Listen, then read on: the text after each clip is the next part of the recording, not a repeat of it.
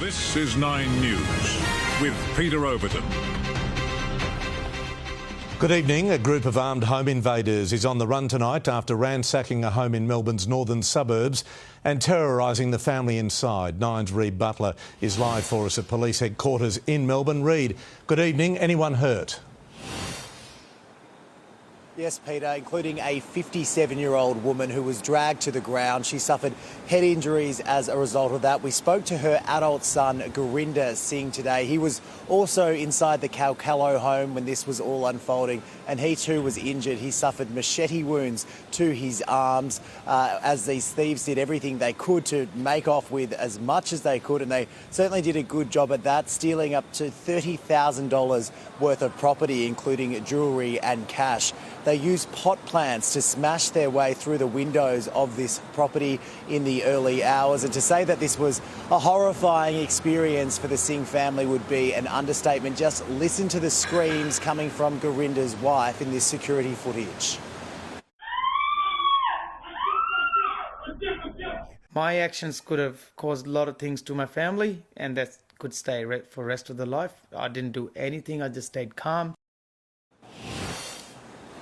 Thankfully, Gurinder's wife and their two children who were also inside the property were not injured. Those men responsible remain on the run this evening, Peter, so shaken up by this experience. The Singh family say they want to sell their property and move elsewhere. OK, Reid, thank you.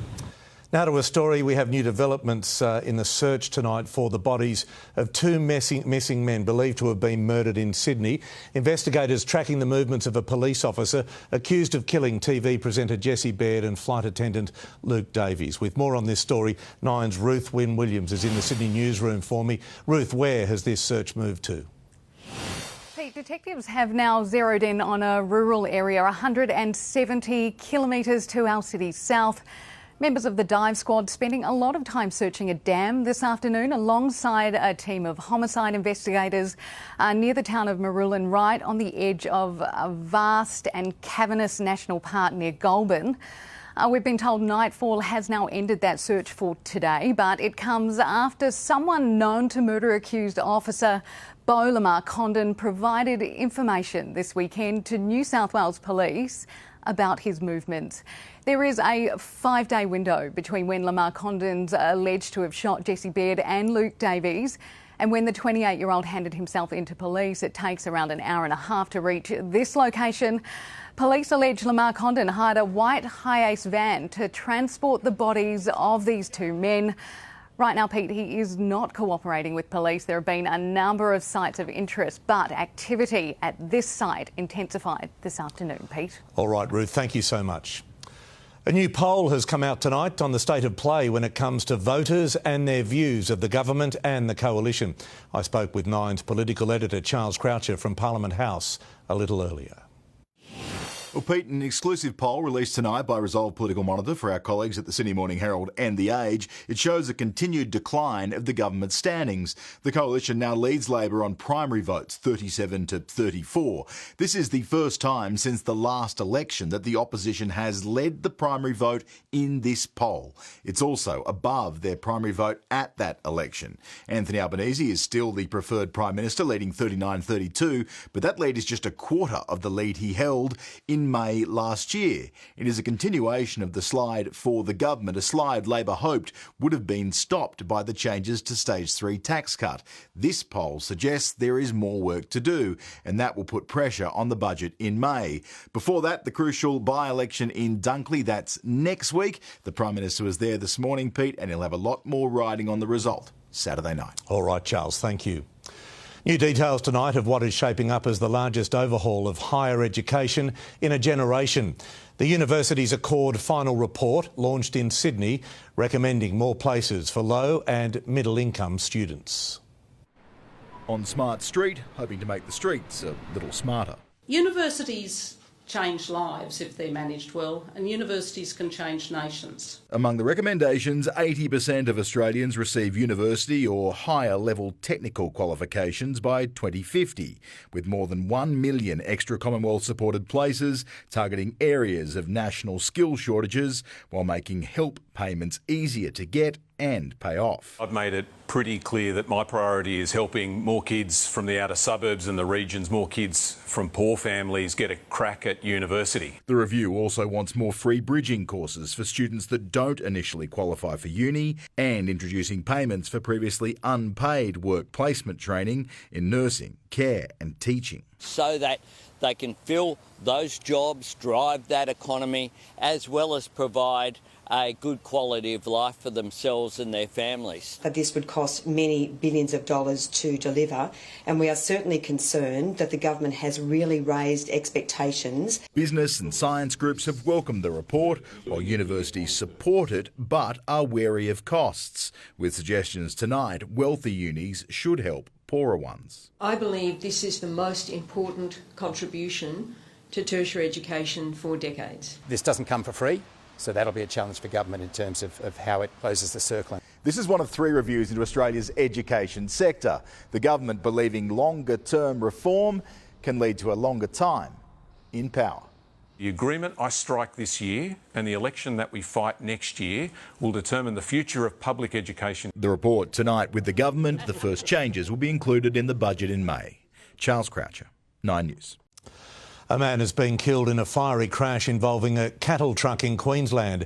Nine's Kate Lamb has the details for us. Kate, good evening. Multiple others were injured. They were, Pete, and sadly tonight I can confirm that a 28-year-old man has died and 4 others were taken to hospital, including 2 firefighters who arrived to find this fireball engulfing a cattle truck on the Cunningham Highway at Ipswich, southwest of Brisbane. Now, we understand that the cattle truck hit head-on with a Subaru that 28-year-old man was driving. His car then ploughing into another vehicle with a woman and her young boy then taken to hospital with minor injuries. Fortunately, somehow the truck driver has managed to escape unharmed. Some of his cattle also did, but sadly other livestock could not be saved. It was an incredibly distressing scene for both witnesses as well as those first responders who were on scene. Now it's up to police to try and find out exactly why and how this tragedy unfolded, to try and give some answers to the family of that 28-year-old man who are mourning his death tonight. Pete. Kate, thank you. The fire threat in Victoria is worsening tonight, with residents northwest of Ballarat told they should shelter indoors because it's too late to leave. An out-of-control blaze in Mount Lonark is right now spreading in an easterly direction, putting homes and lives at risk.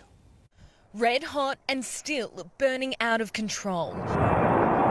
For residents from Raglan to Mount Cole, northwest of Ballarat, it's still not safe to return home. It's stressful, it's upsetting. 6 houses and dozens of sheds have been wiped out since the fire started on Thursday. As the fire spreads north, crews on the ground and in the air tackle the fierce flames. Roads blocked off as trees threaten to fall.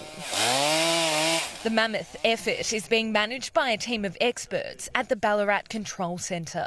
We've currently got a lot of ground crews working to control the fire. We've got a lot of heavy plants, so bulldozers and excavators. They're hoping to contain the 17,500 hectare blaze before Wednesday, when temperatures are expected to soar to 40 degrees. We're expecting not only high temperatures, but also wind is expected. As the firefighting effort continues, assessments are underway to determine exactly how many homes have been impacted.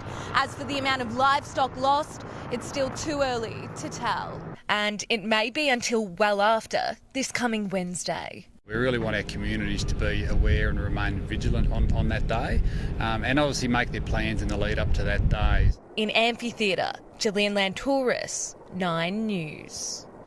You're watching Nine's Late News, broadcast across the country. Still to come, 1 arrest every 4 days, why one state has taken tough measures against youth crime, and are they working? Shock political comeback, Donald Trump edges closer to securing his party's presidential nomination. The Australian soldiers playing a crucial part in a war that is stretching on as Ukraine prepares to mark 2 years since it was invaded.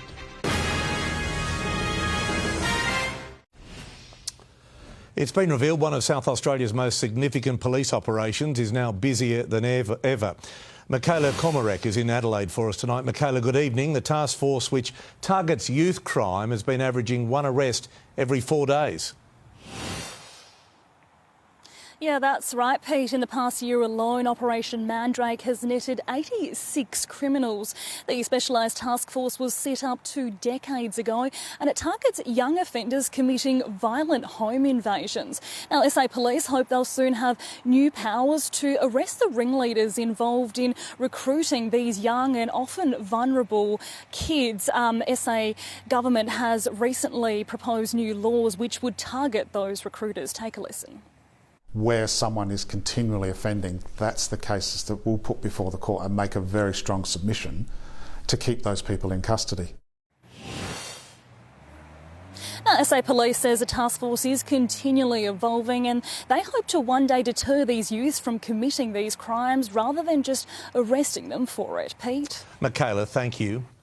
The WWE has been issued an open invitation to return down under after last night's event exceeded expectations in Perth. The WA government is now wrestling a new fight, looking to lure another UFC event.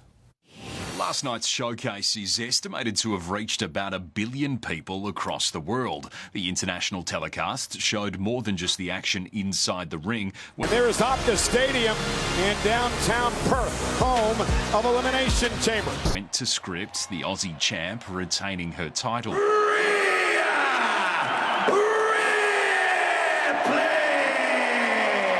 WA's tourism minister this morning made an honorary champ. Is yet to be calculated, but the event has exceeded the government's expectations. WA taxpayers will never know how much they paid to attract the likes of Logan Paul. 52,000 people at the stadium last night, well above our projections. I travelled in from Sydney, so 5.5-hour flight, been here since Thursday. I came from Melbourne. I got one of the on-location priority pass tickets, which was about 2,000. And then flights, hotels, has been a lot. For now, the state government has picked a new fight, currently in talks to bring back the Ultimate Fighting Championship. WWE and UFC recently merged, a deal proving to be a winning combination for fight fans here in Perth. All right, Michael, thank you. Donald Trump appears to be staging one of the biggest political comebacks in US history after a commanding victory in the latest Republican primary. Nikki Haley's campaign suffering a crushing defeat in her home state of South Carolina. We're going to be up here on November 5th and we're going to look at Joe Biden and we're going to look him right in the eye. He's destroying our country and we're going to say, Joe, you're fired. Get out. Get out, Joe. We need to beat Joe Biden in November.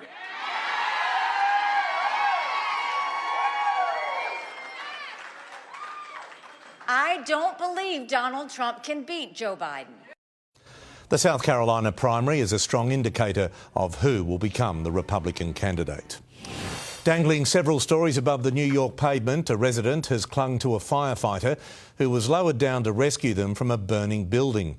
Several residents hung out of windows, desperate to be saved, when flames tore through a Harlem apartment block. One person died and 17 others were injured. Pope Francis has cancelled his engagements due to a flu-like condition. A statement from the Vatican says it's a precautionary measure, but the 87-year-old has had several health problems in recent years. In November last year, he cancelled an international trip due to breathing difficulties. Well, the gender pay gap is now the highest for public sector workers in a decade. Figures tabled in New South Wales State Parliament show the median salary for female-led jobs, like nurses and teachers, increased by 2.5% to more than $94,500 between 2022 and 2023, while colleagues in male-dominated industries like transport received a 4.4% increase to over $100,000. The Australian Defence Force is playing a key role training Ukrainian soldiers for battle against Russian troops as the war in Ukraine passes the 2-year mark. Our troops heading up a special leadership program, and 9 News was invited to a secret training camp in the UK. Gunfire from the roofs and the windows. Mortar blasts booming. Smoke grenades shielding troops trying to advance and seize control of each building. Urban warfare in the English countryside. There's no live ammunition, but it's no game. These battle-hardened Ukrainian soldiers are undergoing specialised training. It was hard psychologically, mentally, because you're far from your family for extended period of time. My family had to escape from the territory where the war was going on. Many have already fought against Russia's forces. This weekend marks 2 years since Ukraine was invaded. World leaders travelling to Kyiv as a show of support. Something Ukraine is asking for more of from the West. A minute of silence in memory of our fallen heroes, President Volodymyr Zelensky says. Ihor has seen many fall while fighting in Kharkiv, Bakhmut and Donetsk.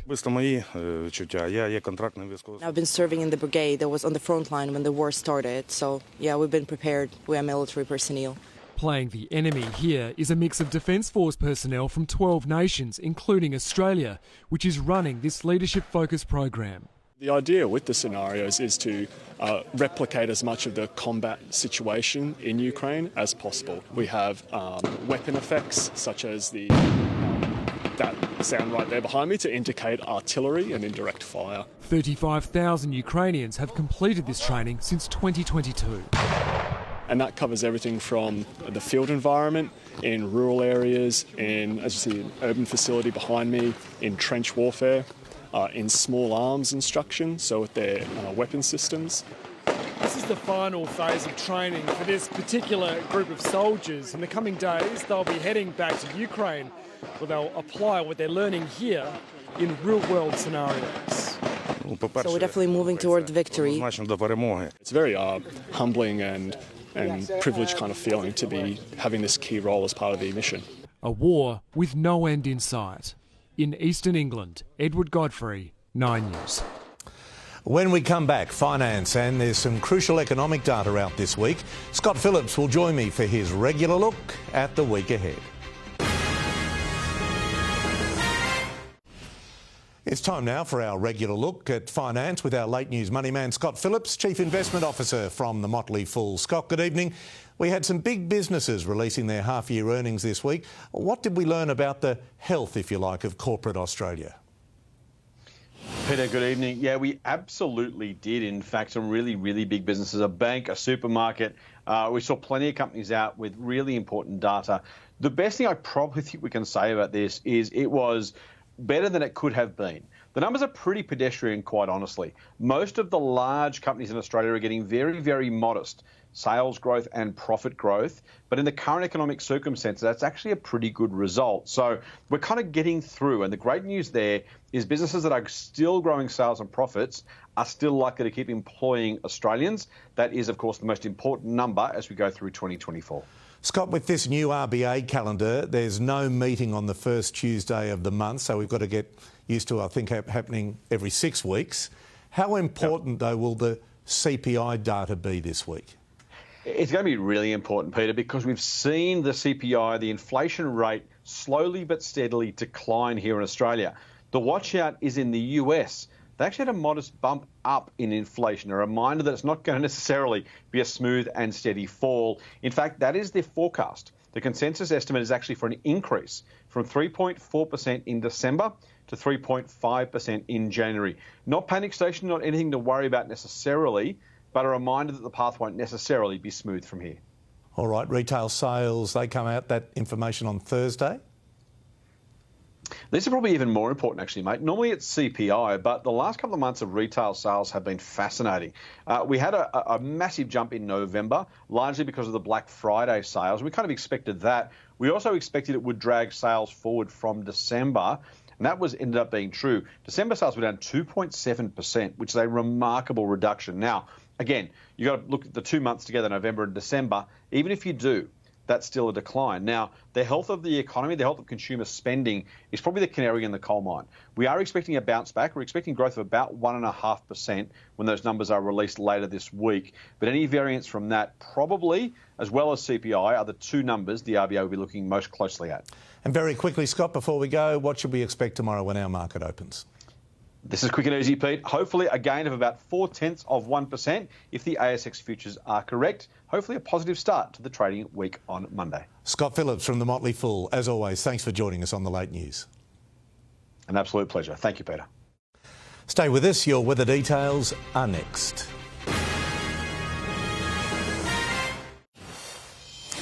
Welcome back. Let's have a look at the national weather forecast for the week ahead. Tomorrow it will be partly cloudy with possible showers in Brisbane, a top of 32. A shower or two for Sydney, a top of 28 degrees. Mostly sunny and 31 for Canberra. A possible morning shower in Melbourne, 21. Hobart cloudy, 21 as well. A few clouds for Adelaide, expecting 29 degrees. Mostly sunny in Perth, 32. And Darwin, a possible storm, 32 as well. Looking ahead to Tuesday, Brisbane mostly sunny and 31. Sydney a shower or two, 27 degrees. Cloudy and 27 the tops for Canberra. 31 the top in Melbourne. Hobart mostly sunny, expect 25 degrees there. Sunshine and a warm 36 in Adelaide. Perth mostly sunny, 29 degrees, and showers with a possible storm for Darwin topping out at 32. That wraps up Nine's Late News for this Sunday. Our next news is at 5 a.m, followed by the Today Show. I'm Peter Overton. Thanks so much for joining us on behalf of the team. Good night.